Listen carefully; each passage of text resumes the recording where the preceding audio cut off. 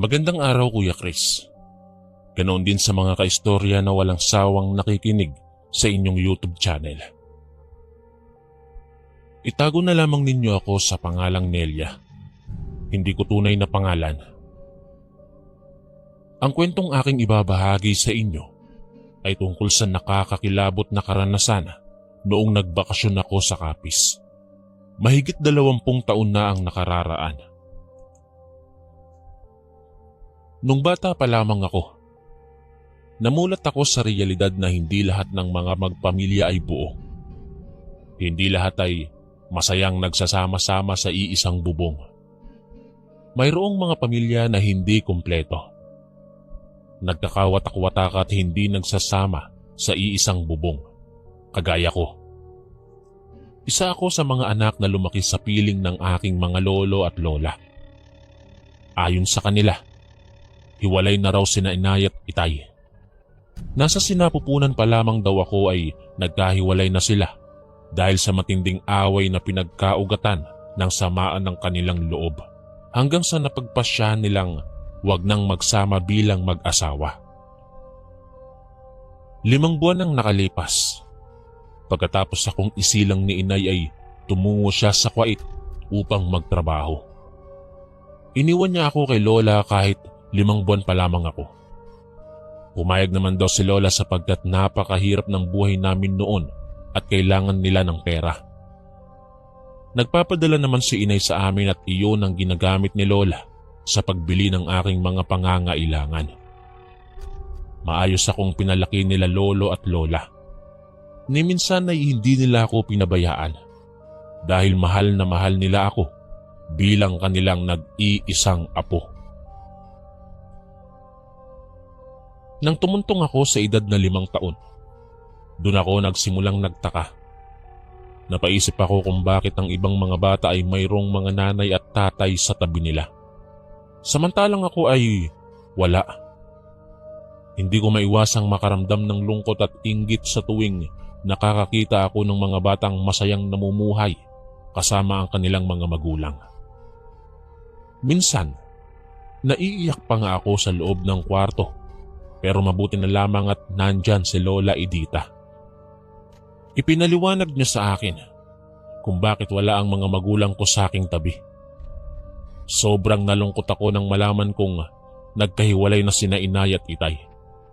Gayunpaman, tinanggap ko pa rin ang katotohanan kailanman ay hindi na kami magiging buo bilang isang pamilya.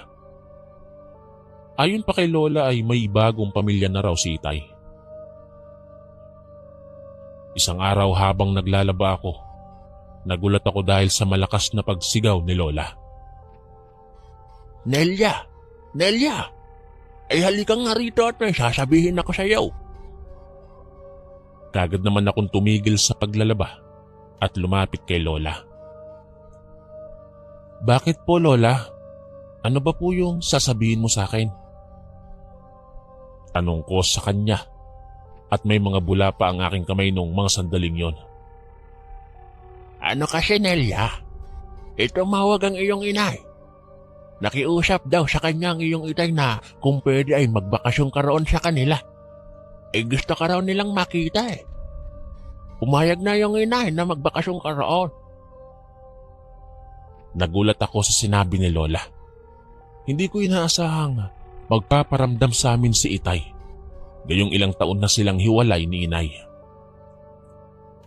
Nasaan po ba si itay, Lola? Tanong ko kay Lola. Inaamin kong na-excite ako na makita si itay nung mga sandaling yon. Hindi ko pa kasi nasilayan ng kanyang muka mula nang ako'y isilang. Wala akong ideya kung ano ang kanyang wangis, kaya naman ay hindi na ako makapaghintay na makita siya sa unang pagkakataon. Nasa Capiz daw ang iyong itay, kasama ang kanyang bagong pamilya. O ano? Papayag ka bang pumunta roon sa kanila? Oo naman po, Lola. Excited na kasi akong makita si itay. Nagagalak kong sambit. Sobrang saya ko talaga nung mga sandaling yon. 15 taong gulang na ako kaya naman ay pumayag din si inay at lola na magbakasyon ako sa Capiz. ayaw rin kasi nilang ipagdamot ako sa aking ama. Lumipas ang 3 araw. Hinatid na ako ni Lola patungong pier. Nelia, apo. Mag-iingat ka roon, ha? Mamimiss kita, apo ko. Wika ng Lola sa akin at saka niyakap niya ako. Siyempre niyakap ko rin siya pabalik. Mamimiss din po kita, Lola. Sambit ko at saka ngumiti. Pagkalipas ng ilang minuto ay sumakay na ako sa barko. Kumaway pa ako kay Lola bago tuluyang pumasok sa loob. Nagbiyahe ako mula Leyte patungong Capiz. Nang makarating ako ay sinundo ako ni Itay. "Nelly anak, ikaw na ba yan?" Tanong niya sa akin habang nakangiti. Mababakas sa kanyang mga mata ang labis na pananabik. Kagad naman akong tumango bilang tugon. Sa unang pagkakataon ay mahigpit akong niyakap ni Itay. Ayon pa sa kanya, matagal na raw siyang nasasabik na makita ako. Sakto lang ang pangangatawan ni Itay. Matangos ang kanyang ilong at kayumanggi ang balat. Walang mapagsidla ng tuwang aking nararamdaman dahil nasilayan ko na ang aking ama. Tinawagan niya rin si Inay upang ipaalam na sinundo na niya ako. Habang nag-uusap silang dalawa sa cellphone ay nakikinig lamang ako. Napansin kong limitado lamang ang kanilang mga salita. Yung tipong isang tanong, isang sagot lang. Medyo nalungkot ako para sa kanila. Ngunit hindi ko yun pinahalata. Napaisip din ako kung may natitira pa bang pagmamahal sa kanilang mga puso o wala na talaga. "Tara na anak, punta na tayo sa bahay." Wika ni Itay sa akin. Pagkatapos nilang mag-usap ni Inay. Hinawakan na niya ako sa aking kamay at sabay kaming naglakad patungo sa terminal ng bus. Hindi nagtagal ay nakasakay na rin kami.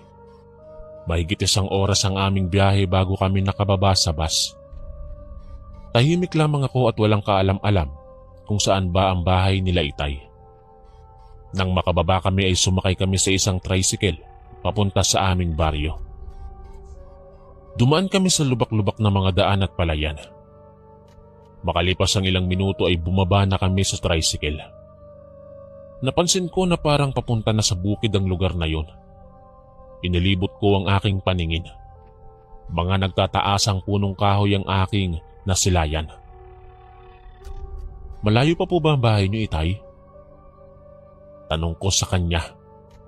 Nagugutom na kasi ako kaya nagmamadali na akong makarating sa kanila. "Medyo malayo pa anak. Kailangan pa nating dumaan doon para makarating tayo sa bundok." Sagot ni Itay habang tinuturo niya ang daan na pawang mga berde ang nasa gilid. Hindi ko akalaing sa bundok pala nakatira si Itay. Sinimulan na namin ang paglalakbay at tiniis ko ang gutom.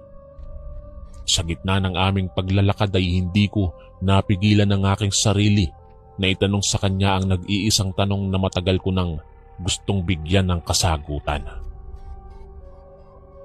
"Itay, mahal mo pa po ba si Inay?" Napatigil si Itay sa paglalakad nang maulinigan niya ang aking tanong. Mababakas sa ekspresyon ng kanyang muka na nabigla siya sa aking tanong. "Huwag mo nang alamin ang sagot anak. Halika na, ipagpatuloy na natin ang paglalakbay at nang mabilis tayong makarating bago pa bumagsak ang ulan." Nalungkot si Itay sa aking tinuran. Hindi ko akalaing ipagdadamot niya sa akin ang sagot. Napatanong tuloy ako sa aking sarili kung bakit hindi niya masagot-sagot ang simpleng tanong ko. Gayunpaman, nirespeto ko pa rin si Itay. Hindi ko siya pinilit na sagutin ang aking tanong at bagkus ay nagpatuloy na kami sa paglalakad.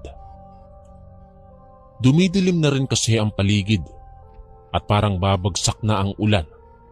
Kaya naman ay binilisan namin ang bawat hakbang na aming pinapakawalan. Yun ang unang pagkakataon na nakapaglakbay ako sa isang daan na walang kabahay-bahay. Tanging mga punong kahoy at mga ibon lamang ang nakikita ko sa gitna ng aming paglalakad. Lumipas ang mahigit 1 oras naming paglalakad, ay nakarating din kami sa kanilang bahay. 2 bahay lamang ang naroon. Ang isa ay bahay nila Itay at samantalang ang isa naman ay bahay ng kanyang mga magulang. Pinatuloy ako ni Itay sa loob ng kanyang bahay at pinaghain ng pagkain. Siya na ba ang aking apo? Tanong ng isang matandang babae kay Itay. Opo, Inay. Siya na po si Nelia. Sagot ni Itay. Doon ko nalaman na lola ko pala ang matandang babaeng yon. Sa tingin ko ay 60 years old na siya. Maputi na ang kanyang buhok pero malakas pa naman kumilos. Kinausap niya ako at naging mabait naman ako sa kanya. Nandun din ang aking lolo, pati na rin ang asawa ni Itay at ang kanilang isang anak na lalaki. 8 taon na ang anak ni Itay sa kanyang pangalawang asawa. Habang kumakain kami ni Itay ay parang nahihiya ako dahil pinagtitinginan nila ako. Siyempre, first time kong makapunta sa kanila. Kaya naman ay medyo nahihiya pa ako. Mabuti na lamang at mga mababaitang lolo at lola ko. Binibiro pa nila ako kung may nobyo na raw ba ako. At napangiti naman ako. Hindi nagtagal ay naging kampante na akong kausap sila. Tuwing umaga ay sinasama ako ni Lola Luisa sa ilog. Nagigib kami at minsan ay naglalaba. Walang ipinagkaiba sina Lola Edita at Lola Luisa. Pareho silang mga mababait at mahal na mahal nila ako. Namimiss ko nang kausap si Lola Edita pero wala akong magagawa dahil wala naman akong cellphone. Wala ring kuryente kina Itay at sa tuwing nagcha-charge sila ay kailangan pa nilang tumungo sa bayan. Tinitipid lamang nila ang kanilang baterya para hindi malobat agad ang cellphone. Ganoon kahirap ang buhay nila Itay sa bundok ng Kapis. Ayon kay Itay, nakahingi lang daw siya sa kaibigan ni Inay ng cellphone number ni Inay kaya sila nakapag-usap. Ayon pa sa kanya, matagal niya nang gusto na makita ako kaya naghanap siya ng paraan upang makontak si Inay. Hoy! Bumangon ka na riyan. Umaga na. Nagulat ako sa isang umaga dahil sa malakas na sigaw. Kaagad akong napabalikwas sa aking higaan at kinusot ang aking mga mata. Umaga pa lang pero ang ingay-ingay na dahil dada ng dada ang bagong asawa ni Itay. Itago na lang natin siya sa pangalang Teresita. Ang buong akala ko ay mabait siya. Pero habang tumatagal ay napapansin kong naiinis siya sa akin. Hindi raw ako nagtatrabaho kahit tumutulong naman ako sa mga gawaing bahay. Inaamin kong naiinis ako sa kanya dahil sa maling trato niya sa akin. Hugasan mo nga ang mga plato at laban mo ang mga damit namin. Huwag kang piling mayaman dito ah. Napatakip na lamang ako sa aking dalawang tenga dahil sa malakas na sigaw ni Tita Teresita, ang pangalawang asawa ni Itay, na kung makasermon sa akin ay akala niya ay anak niya ako. Kahit anong iutos niya sa akin, ay kaagad kong sinusunod dahil natatakot ako na baka lalo siyang magalit sa akin at saktan niya ako. Minsan ay umiiyak na lamang ako habang naglalaba sa ilog. Pati mga damit niya ay ipinalalaba niya sa akin pero ni minsan hindi ko nagawang magreklamo. Walang kaalam-alam si Itay na iyon ang ginagawa niya sa akin. Maaga kasing umaalis si Itay at nagtatrabaho sa kanilang sakahan. Tuwing Sabado ay tumutungo si Itay sa bayan at nagbebenta ng mga gulay. Malawak kasi ang kanilang sakahan sa bukid. Ang perang kanyang kinikita mula sa sakahan ay ipinangbibili niya ng bigas at iba pang mga pangangailangan sa kusina. Nakapagtataka rin dahil kahit nasa bukid kami at bundok, ay palaging karne ang aming ulam. Isang gabi, inutusan ako ni Tita Teresita na mag-iigib ng tubig sa ilog. 8:00 na iyon ng gabi at inaamin kong natatakot akong lumabas dahil may kalayuan din ang ilog sa aming bahay. Ngunit hindi ko magawang tumanggi sa kanyang utos dahil alam kong pagagalitan niya ako kapag hindi ako sumunod. Kahit natatakot akong lumabas, kinuha ko pa rin ang balde at saka lumabas. Mabuti na lamang at maliwanag ang paligid dahil sa malaking buwan. Laking pasasalamat ko dahil hindi madilim ang paligid. Dadaan pa naman ako sa mga masusukal na daan at malalaking puno ng kahoy. Habang naglalakad ako, ay naninindig ang aking mga balahibo. Pakiramdam ko kasi ay parang mayroong nakasunod sa akin. Palingalinga ako sa paligid at minsan ay lumilingon ako sa aking likuran. Pero wala naman akong nakikitang tao. Nagpatuloy ako sa paglalakad hanggang sa nakarating ako sa ilog.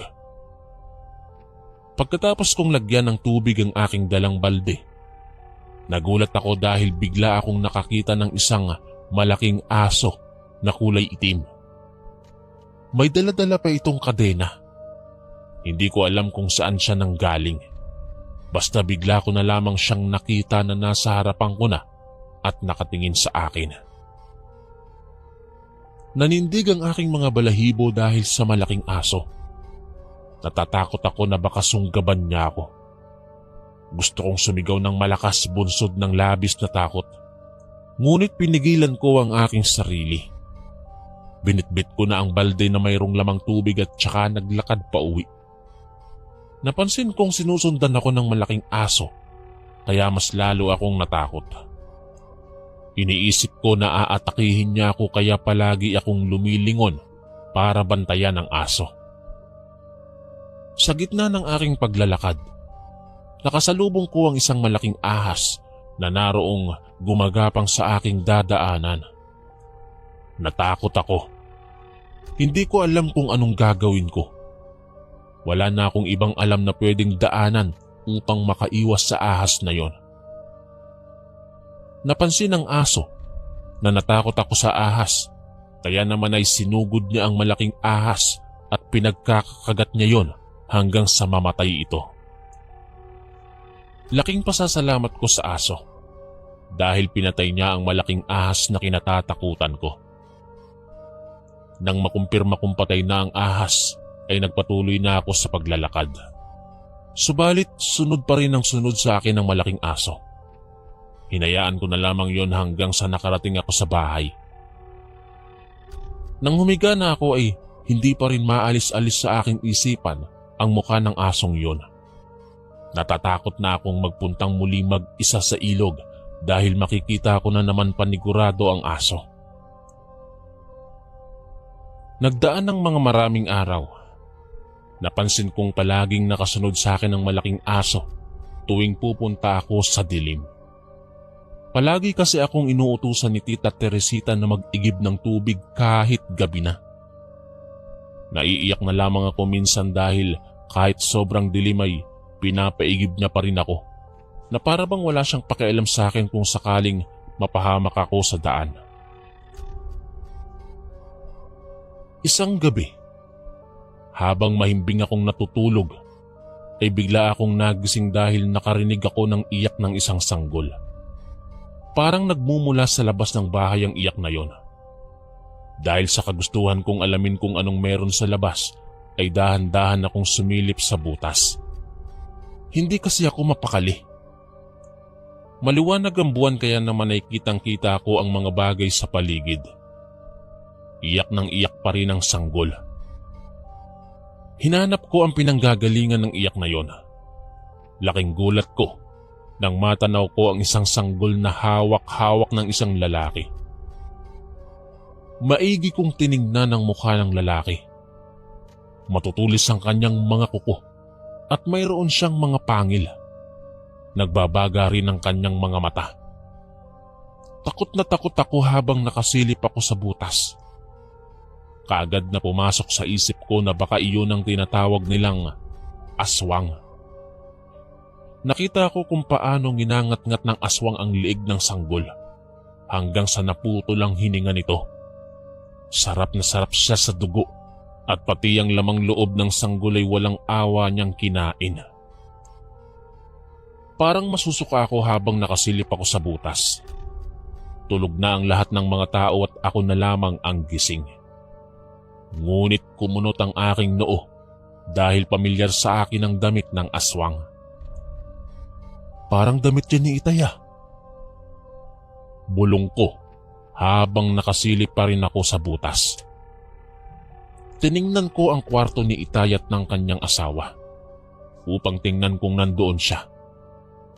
Ngunit natulala ako nang makita kong si Tita Teresita at ang kanilang anak lamang ang nasa loob ng kwarto. Doon na ako nagsimulang magtaka. Bumalik ako sa aking kwarto at muling sumilip sa butas ng dingding. Sobrang naawa ako sa sinapit ng walang kalaban-laban na sanggol. Nanginginig na ang aking mga tuhod at hindi ko alam kung anong gagawin ko. Maya-maya pa, biglang tumayo ang aswang at binitbit ang sanggol.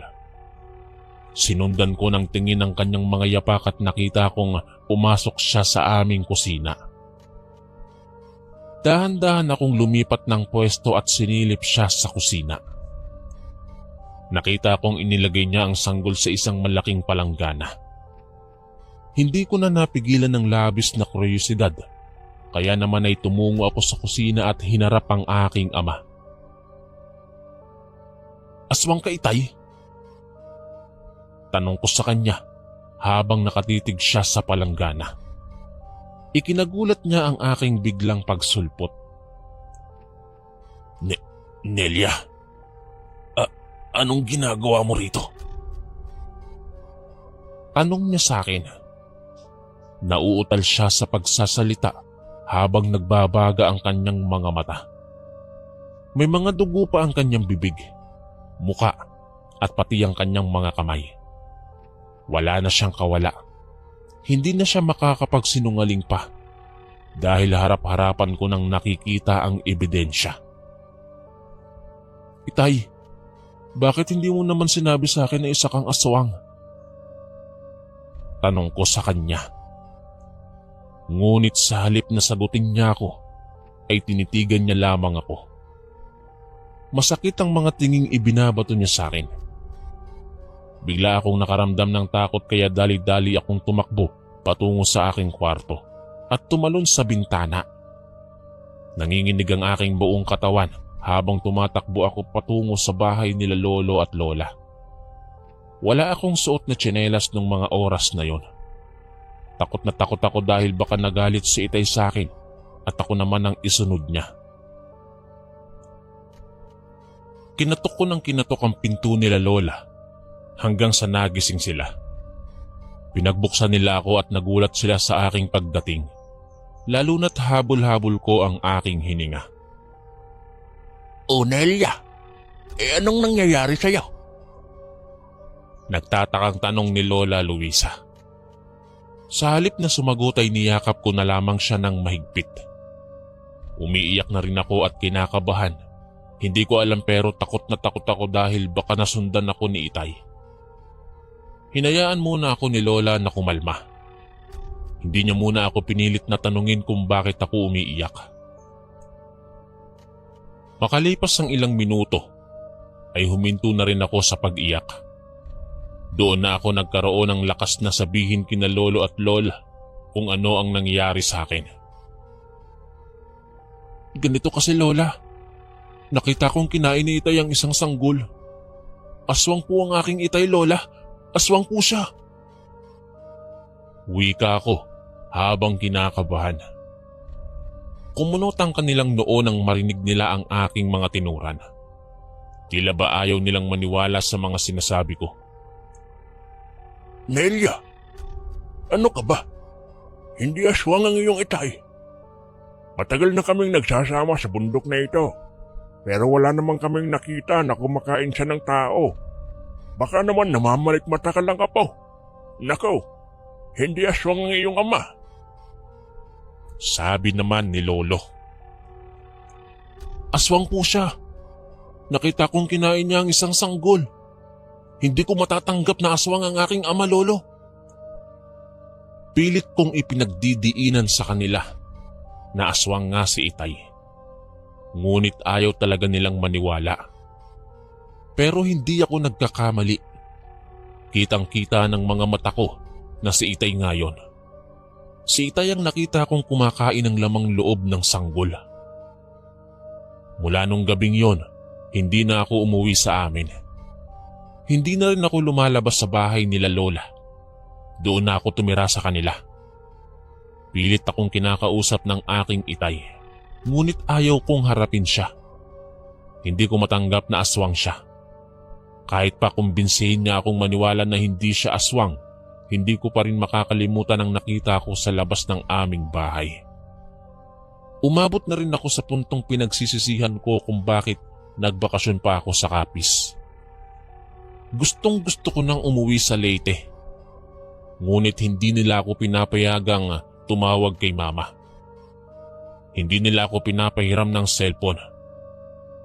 Iniisip ko na baka natatakot silang malaman ni Mama na aswang si Itay. Kaya ayaw na ayaw nila akong pahiramin ng cellphone. Naisip ko rin na baka si Itay yaong malaking aso na palaging nakasunod sa akin sa tuwing pumupunta akong mag-isa sa ilog. Mahal ko naman si Itay, pero hindi ko matanggap na isa siyang aswang. Isang umaga, habang nagsisibak si Itay ng kahoy ay biglang may dumating na mga malalaking lalaki galing sa bayan. Sa pagkakaalala ko ay mga 5 sila. Matitipuno ang kanilang mga katawan at may dala silang mga itak. Kahit kararating pa lang nila sa amin ay galit na sila. Kaagad nilang hinanap si Itay. Nagtaka naman kami kung bakit galit na galit sila.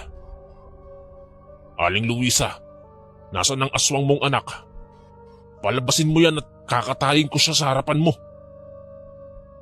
Galit na sigaw ng isang lalaki kay Lola. Hinahanap nila si Itay, ngunit hindi nila alam na nasa likod ng bahay si Itay at nagsisibak ng kahoy. Ayon sa kanila, nakita daw nila si Itay isang gabi na tinangay ang isang bata sa bayan. Kaya naman ay galit na galit sila kay Itay. Nang marinig ni Itay ang malakas na sigaw na parang may naghahanap sa kanya, kaagad siyang kumaripos ng takbo palayo sa bahay. Ayun siya! Sundan natin siya! Hinabol ng mga lalaki si Itay habang daladala ang kanilang mga itak. Naawa ako sa aking ama at nagsusimigaw na rin sina Lolo at Lola. Batid naming galit na galit ang mga tao kay Itay dahil siya rawang nambibiktima ng mga bata sa bayan. Dahil sa labis na pag-aalala ay sumunod kami sa mga lalaki. Nagdala rin si Lolo ng itak upang ipagtanggol ang kanyang anak kung sakaling papatayin ng mga taong yon. Takbo lamang kami ng takbo habang hinahabol nila si Itay. Umabot na sila sa kung saan-saan at habol-habol ko na rin ang aking hininga habang tumatakbo. Takot na takot ako dahil baka maabutan nila si Itay. Habang tumatakbo ako ay doon ko napagtanto na sobrang mahal ko pala ang aking ama. At hindi ko kayang mawala siya. Sa patuloy na paghabol nila kay Itay ay biglang inatake si Itay ng hika hanggang sa naabutan siya ng mga naghahabol sa kanya. Pinagtataga nila ang aking ama. Nagsusumigaw naman kami nila Lolo at Lola, pati na rin ang asawa ni Itay habang nakikita naming pinagtatataga nila ang aking ama. Parang pinagsasaksak ng kutsilyo ang aking dibdib habang naririnig ko ang pagmamakaawa ni Itay. Pati kami ni Lola ay nagmamakaawa rin sa mga tao na wag nilang papatayin ang aking ama. Ngunit tila wala silang naririnig. Pinagsisipapan nila si Itay habang duguan na ang katawan nito. Maawa kayo sa anak ko! Mga demonyo kayo! Sigaw ni Lolo. Hindi niya napigilan ang kanyang sarili dahil naaawa na siya kay Itay. Kaya naman ay sinubukan niyang iligtas si Itay. Pinagtataga niya ang mga taong nananakit kay Itay at dahil doon ay tinagari nila si Lolo. Kitang-kita ko ang pagsirit ng dugo mula sa ulo ni Lolo nang tinapyas ito ng mga lalaking hindi naman namin kilala. Wala kaming nagawa kung di ay ang umiyak na lamang at pagmasdang unti-unti nilang pinapatay sina Lolo at Itay. Nang maputol ang hininga nilang dalawa ay tumigil na ang mga taong bayan sa pananakit sa kanila. Yan ang nababagay sa mga kagaya niyong aswang. Sambit ng isang lalaki at saka dinuraan niya pa ang dugoang bangkay ni Itay na nakahandusay sa damuhan. Pagkatapos noon ay nilisan na nila ang lugar na yon. Nagtakbuhan kami nila Lola Luisa at Tita Teresita patungo sa kinaroroonan nila Lolo at ni Itay. Humahagulgol kami habang yakap-yakap ang bangkay ng aming pamilya na wala ng buhay. Gustuhin man naming ipagtanggol sila, ngunit wala kaming nagawa sapagkat babae lamang kami. Batid naming wala kaming laban pagdating sa puwersa ng mga kalalakihan. Tama nga ako. Aswang ang aking ama. Oo't nahirapan akong tanggapin ang katotohanang isa siyang aswang. Pero aking napagtanto sa huli na mas mahirap palang tanggapin na wala na si Itay. Wala na ang pinakamamahal kong ama. Sa huli, inamin din ni Lola Luisa sa akin na totoong aswang si Itay dahil nahawaan siya ng kaibigan nito nung pumunta siya sa piyesta. Kaya raw itinago nila Lolo at Lola ang katotohanang aswang si Itay sapagkat ayaw nilang kamuhian ko ang aking ama. Ayaw nilang kumalat ang balita tungkol sa pagiging aswang ng aking Itay. Alam ko na rin ang sagot kung bakit palaging karne ang ulam nila Itay. Yun ay dahil nang bibiktima siya sa tuwing sasapit ang gabi. Ayon pa kay Lola Luisa, si Itay raw yaong aso na sunod ng sunod sa akin tuwing nag-iigib ako sa ilog kapag gabi na. Kaya niya raw ako sinusundan ay dahil binabantayan niya ako. Sobrang mahal daw ako ng aking ama. Pagkatapos naming ilibing sina Lolo at si Tatay, pinauwi ako ni Lola Luisa sa Leyte dahil iyon ang gusto ko. Patuloy na namuhay si Lola Luisa sa kanilang bukid kasama si Tita Teresita at ang anak nito. Ngunit ngayon, wala na akong balita tungkol sa kanila. Hanggang dito na lamang po ang aking kwento. Maraming salamat po sa lahat ng mga nakinig.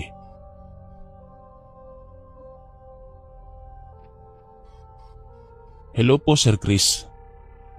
Ako po ulit ito si Rindix.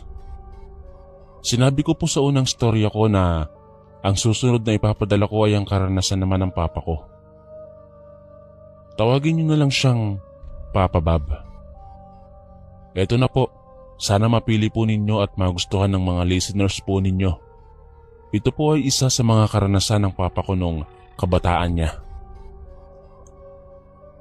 Ang papa ko po ay taga Bohol. Hindi ko na lang po sasabihin ng eksaktong lugar. Bago po naging sundalo ang papa ko, ay aminado daw po siya na talagang pasaway at sobrang tigas daw talaga ng ulo niya. At ito po ang dahilan kung bakit muntik na po silang malapa o makain ng aswang or wakwak kung tawagin sa kanilang baryo. 5 po silang magpipinsan, puro mga lalaki, at sobrang close daw po sila at puro matitigas ang ulo at pasaway. Mahilig daw po sila sa pangangaso at magnakaw ng mga prutas, halaman at kung ano-ano pang pwedeng makain at makuha nila. Isang araw daw po, nagkayayaan ang magpinsan na mangaso sa ibang bukid na medyo may kalayuan sa kanilang baryo. Kasi daw ang sabi ng isang pinsan niya, naubos na raw ang prutas sa kanilang baryo sa kakakuha nila at parang wala na daw silang makitang hayop na pwede nilang mahuli.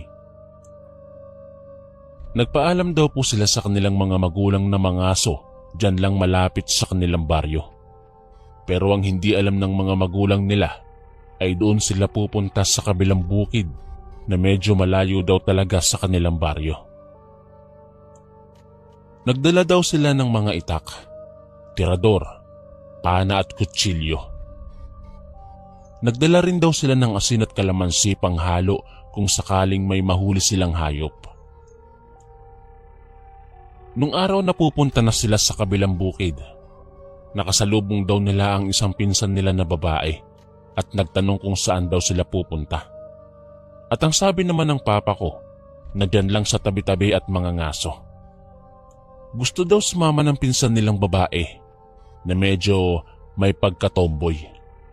Pero hindi naman pumayag si papa dahil inisip niya na baka magsumbong sa mga magulang nila na nagsinungaling sila.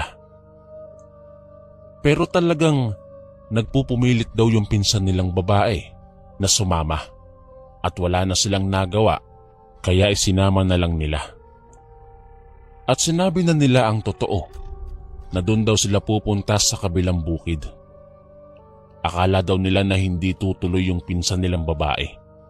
Pero parang natuwa pa ito at ang sabi pa ay, "Excited na ako mo adto." Na ang ibig sabihin sa Tagalog ay excited na ako na pumunta. Nagtawanan daw sila at sinimulan na nila ang paglalakad. Habang naglalakad daw sila, ay nagtalo-talo daw sila kung saan sila dadaan dahil ang daming daanan na papunta doon. Pero hindi nila alam kung alin doon ang eksaktong daanan.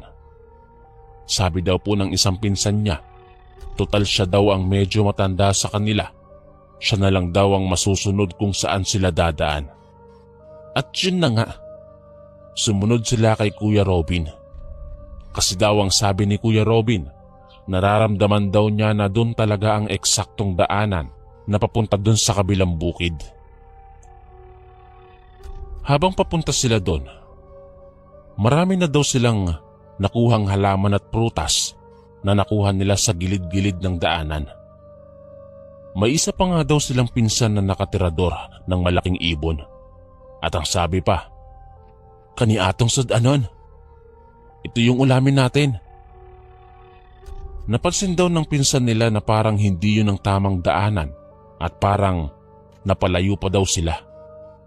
At sinabi niya ito kay Kuya Robin, pero ang sabi daw ni Kuya Robin ay, "Huwag kayong mag-alala, ako ang bahala at relax lang kayo dyan." Pero nagulat na lang daw sila na mga talahibang nakapalibot at puro mga malalaking kahoy ang nakikita nila. Sabi daw ng papa ko na, "Sabi na kuya na hindi talaga ito yung tamang daan eh."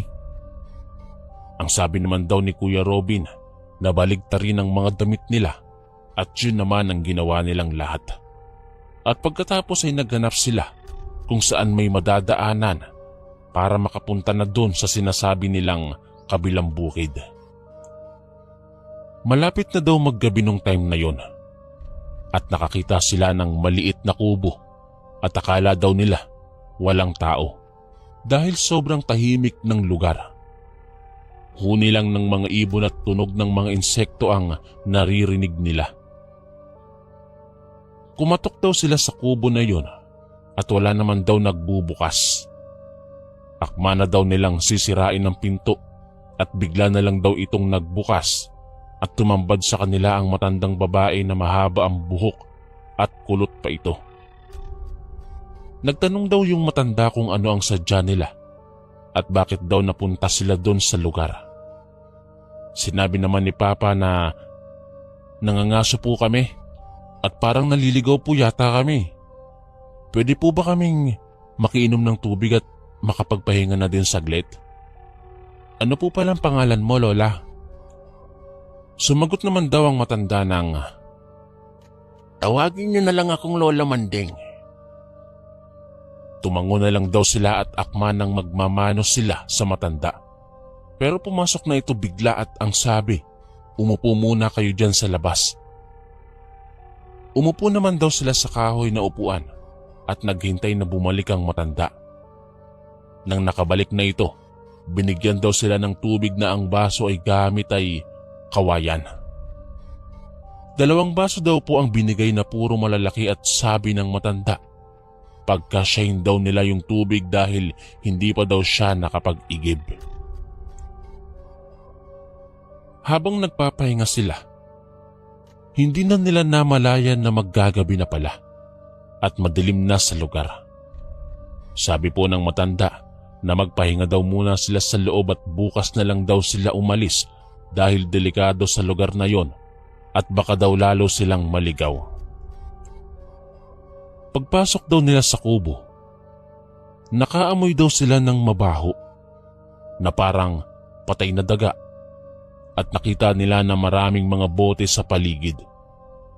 Nagtanong daw yung pinsan nilang babae kung anong laman ng mga yon at ang sagot naman daw ng matanda, Mga gamot ko yan, Ineng. Alam mo na, tumatanda na tayo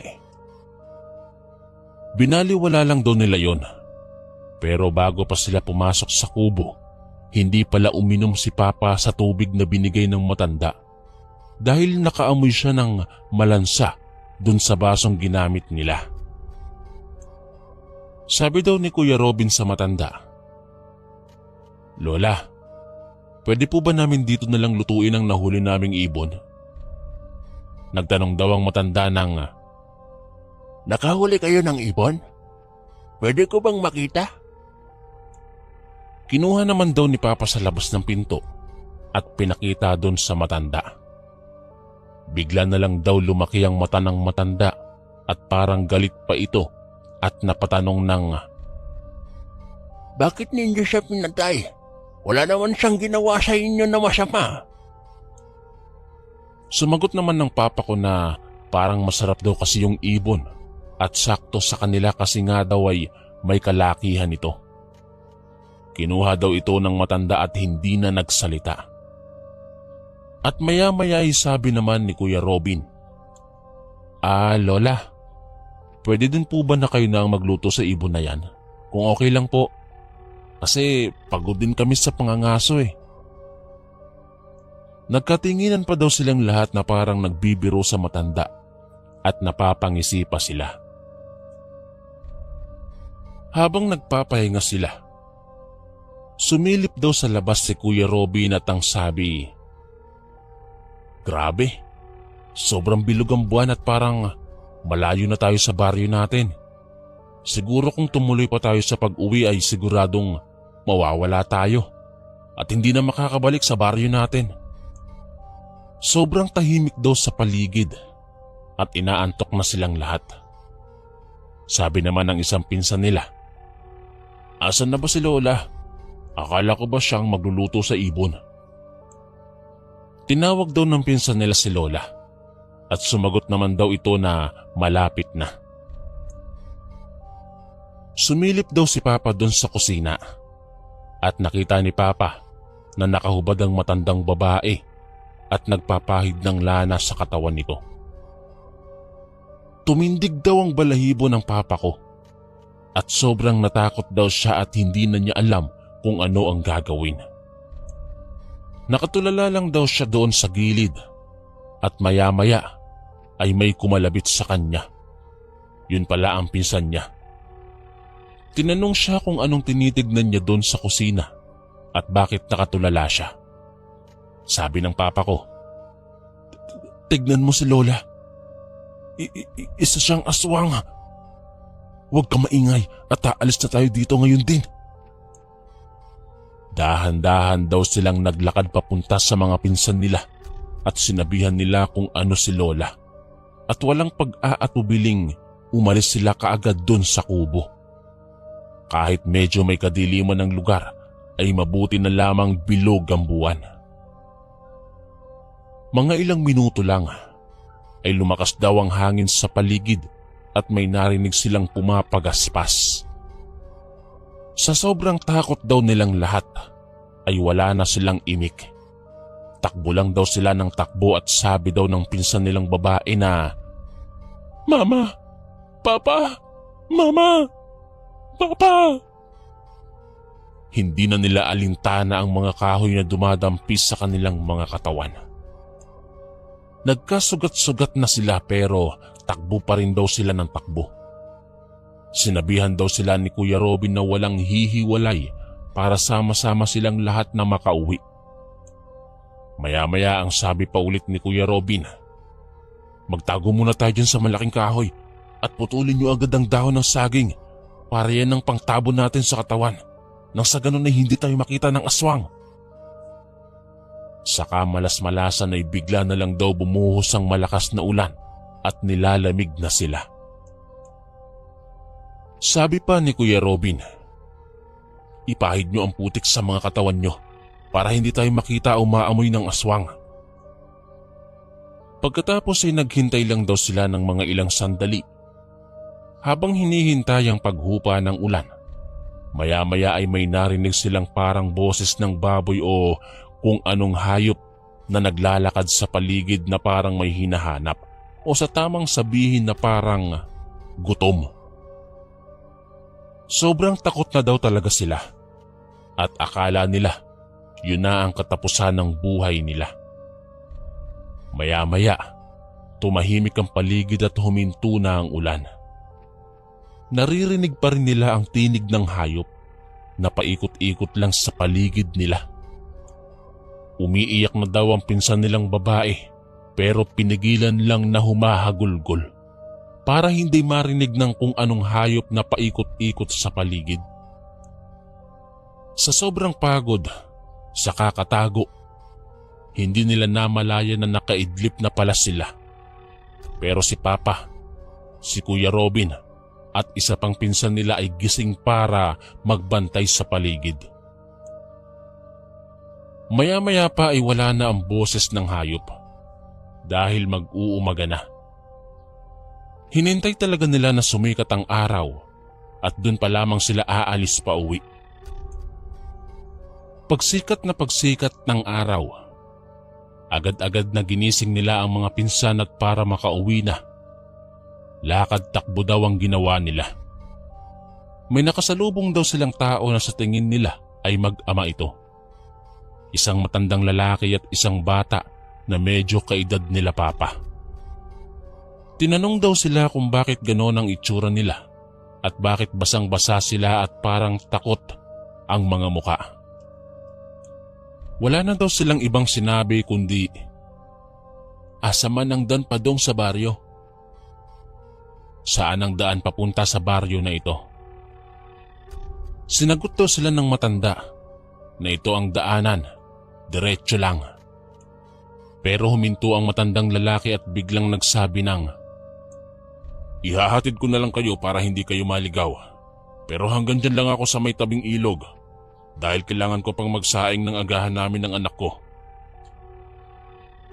Malaki daw talaga ang pasasalamat nila sa matanda na yon at sabi ni Papa na kung mapunta siya sa baryo nila, hindi daw sila magdadalawang isip na i-welcome sila doon at bigyan pa ng pagkain kung sakaling nangangailangan ng mga ito. Hinatid na daw sila at umalis na ang mag-ama.